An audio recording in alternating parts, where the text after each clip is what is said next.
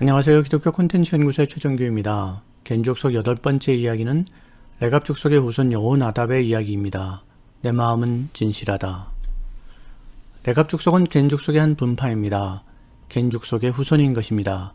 레갑 족속의 여호나답 이야기는 분열 왕국 시대에 나옵니다. 열왕기서에서는 여호나답, 예레미야서에서는 요나답으로 기록되어 있습니다. 같은 사람입니다. 솔로몬 이후에 이스라엘은 북이스라엘과 남유다로 갈립니다.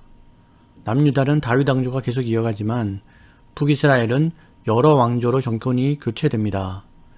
처음에는 전쟁을 하지만 북이스라엘의 오므리 왕조가 들어서면서 서로 화해하고 협력하기 시작합니다. 오므리 왕조의 아합 왕은 바알 제사장의 딸인 이세벨과 결혼 후에 딸 아달랴를 낳습니다. 아달랴가 남유다의 여호사밧의 아들 여호람과 결혼하면서 두 나라는 동맹 관계가 됩니다. 그 결과로 북이스라엘뿐만 아니라 남유다에도 바알 신앙이 들어오게 됩니다. 남북 모두가 바알 신앙에 빠진 것입니다. 하나님은 선지자 엘리사를 통해서 예후에게 기름을 부어 남북 왕조를 무너뜨리십니다. 그리고 레갑 족속의 여호나답에게 바알 신앙을 제거하게 하십니다. 이제 본론으로 들어가겠습니다. 여호나답의 이야기는 예후 이야기 가운데 나옵니다. 그래서 예후를 알아야 여호나답을 알 수 있습니다. 예후가 엘리사에게 기름 부음 받아 왕이 된 후에 한 일은 크게 두 가지입니다. 하나는 오므리 왕조를 무너뜨리고 예후 왕조를 세운 것입니다. 또 하나는 레갑 족속의 여호나답과 손을 잡고 바알 신앙을 제거한 것입니다. 순서대로 알아보겠습니다. 여호와의 말씀이 내가 네게 기름을 부어 이스라엘 왕으로 삼노라 하셨느니라. 요람 왕이 살아있는 상황에서 예후에게 기름을 부어 왕을 삼는 것은 반역이었습니다. 예후는 아람과 대치하고 있는 병력을 빼돌려서 요람 왕이 있는 이스라엘로 진격합니다. 그때 요람 왕은 아람과의 전쟁에서 부상을 입고 치료 중이었습니다. 남유다 왕 아하시아는 그런 요람을 문병하러 오고 있었습니다. 요람이 예후를 보고 이르되 예후야 평안하냐 하니 대답하되 내 어머니 이세벨의 음행과 술수가 이렇게 많으니 어찌 평안이 있으랴 하더라. 요람이 곧 손을 돌이켜 도망하며 아하시아에게 이르되 아하시아여 반역이로다 하니 예후가 힘을 다하여 활을 당겨 요람의 두 팔 사이를 쏘니 화살이 그의 염통을 꿰뚫고 나오매 그가 병고 가운데에 엎드러진지라. 예후가 요람을 죽입니다. 그리고 도망가는 아하시아를 쫓아가 죽입니다. 예후가 그 뒤를 쫓아가며 이르되 그도 병거 가운데서 죽이라 하매 이블라함 가운데 구룹 이탈에서 치니 그가 무기토까지 도망하여 거기서 죽은지라. 그의 신복들이 그를 병거에 싣고 예루살렘에 이르러 다윗성에서 그들의 조상들과 함께 그의 묘실에 장사하니라. 예후가 이스라엘에 오니 이세벨이 듣고 눈을 그리고 머리를 꾸미고 창에서 바라보다가 예후가 문에 들어오매 이르되 주인을 죽인 너 시므리여 평안하냐 하니 예후가 얼굴을 들어 창을 향하여 이르되 내 편이 될 자가 누구냐 하니 두어 내시가 예후를 내다보는지라. 이르되 그를 던지라 하니 내려 던짐에 그의 피가 담과 말에게 튀더라. 예후가 그의 시체를 밟으니라. 예후가 아합의 아내 이세벨을 죽입니다. 그리고 또 사마리아에 있는 아합의 아들 70명을 죽이라고 명령합니다. 편지가 그들에게 이름에 그들이 왕자 70명을 붙잡아 죽이고 그들의 머리를 광주리에 담아 이스라엘 예후에게 보내니라. 사자가 와서 예후에게 전하여 이르되 그 무리가 왕자들의 머리를 가지고 왔나이다. 이르되 두 무더기로 쌓아 내일 아침까지 문 어귀에 두라. 아합의 모든 아들이 죽임을 당합니다. 그뿐만이 아닙니다. 예후는 아하시아의 형제들도 모두 죽입니다. 예후가 유다의 왕 아하시아의 형제들을 만나 묻되 너희는 누구냐 하니 대답하되 우리는 아하시아의 형제라. 이제 왕자들과 태후의 아들들에게 문안하러 내려가노라 하는지라.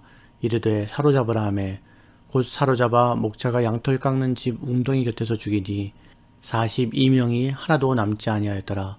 이로써 아합과 관계된 모든 사람들을 제거합니다. 이 상황을 가계도로 보면 이렇습니다. 예후는 먼저 요람을 죽이고 남유다 왕 아하시아를 죽입니다. 두 왕을 죽인 후에 이스라엘의 왕궁에 있던 이세벨을 죽입니다. 그리고 사마리아에 있던 아합의 남은 아들 70명의 머리를 빼고 아하시아의 형제 42명을 죽입니다.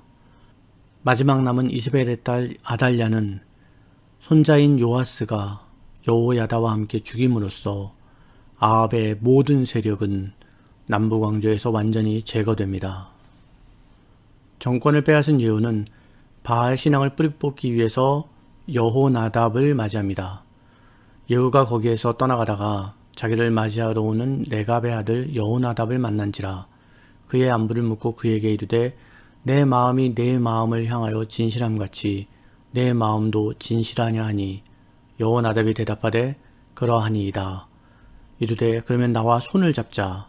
손을 잡으니 예후가 끌어 병거에 올리며 이르되 나와 함께 가서 여호와를 위한 나의 열심을 보라 하고 이에 자기 병거에 태우고 여호나답은 예후를 찾아와서 바알 신앙을 제거하자고 합니다. 예후 역시 아합 세력을 완전히 없애버리려면 바알 신앙을 가지고 있는 모든 자들을 제거해야 했습니다.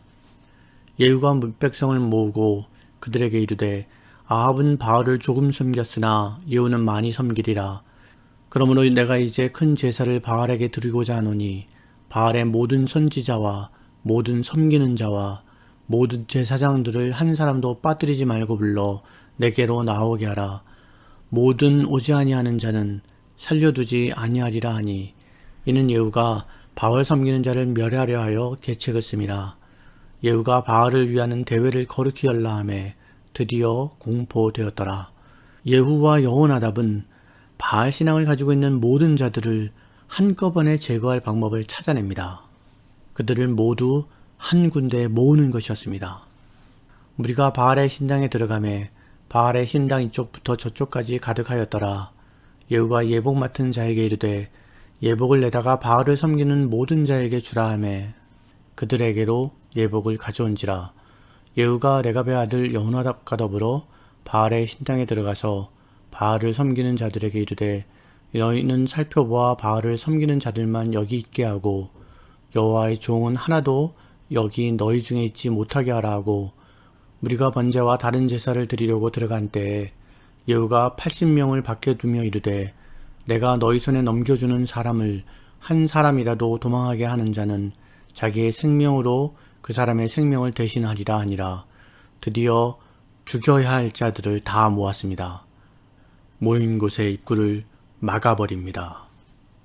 예후가 호위병들과 지휘관들에게 이르되 들어가서 한 사람도 나가지 못하게 하고 죽이라 하매 예후가 이와 같이 이스라엘 중에서 바알을 멸하였으나 이스라엘에게 범죄하게 한 느밧의 아들 여로보암의 죄 곧 베델과 단에 있는 금송아지를 섬기는 죄에서는 떠나지 아니하였더라. 바알 신앙을 가진 모든 자들은 한 사람도 살지 못했습니다. 하지만 여로보암의 죄는 여전히 남아 있었습니다. 통일왕국 시대에는 다윗에 의해 여호와 신앙이 절정에 이릅니다. 하지만 솔로몬 이후 두 나라로 나눠지면서 북이스라엘은 금송아지 우상에 빠집니다. 여로보암의 죄입니다. 남유다는 여호와 신앙을 유지하지만 아합과 혼인동맹을 맺음으로써 남유다에도 바알 신앙이 밀려 들어오게 됩니다. 이세벨에 의해서 확장된 바알 신앙이 남유다에도 혼인동맹을 통하여서 자리 잡게 되는 것입니다. 하나님은 이것을 막으셔야 했습니다. 레갑 족속의 여호나답은 그 명령을 수행하는 것입니다. 하지만 남유다가 여호와의 신앙을 회복한 반면에 북이스라엘은 여전히 여로보암의 죄에 빠져 있었습니다. 부전왕국 시대에 대한 성경인 열왕기 상하는 모두 47장입니다. 그런데 아합부터 바알 신앙이 제거되는 장면까지 18장입니다. 바알 신앙을 제거하는 이야기가 열왕기서 전체의 38%를 차지하는 것입니다. 그리고 이 이야기는 엘리야부터 시작됩니다. 여호와께서 그에게 이르시되 너는 내 길을 돌이켜 광야를 통하여 다메섹에 가서 이르거든 하사엘에게 기름을 부어 아람의 왕이 되게 하고 너는 또 님시의 아들 예후에게 기름을 부어 이스라엘의 왕이 되게 하고 또 아벨 모홀라 사밧의 아들 엘리사에게 기름을 부어 너를 대신하여 선지자가 되게 하라. 하지만 엘리야가 엘리사에게만 기름을 붓고 하사엘과 예후는 엘리사가 기름을 붓습니다. 엘리야에게 주신 명령을 엘리사가 수행하는 것은 두 사람이 같은 사명을 받았다는 것입니다.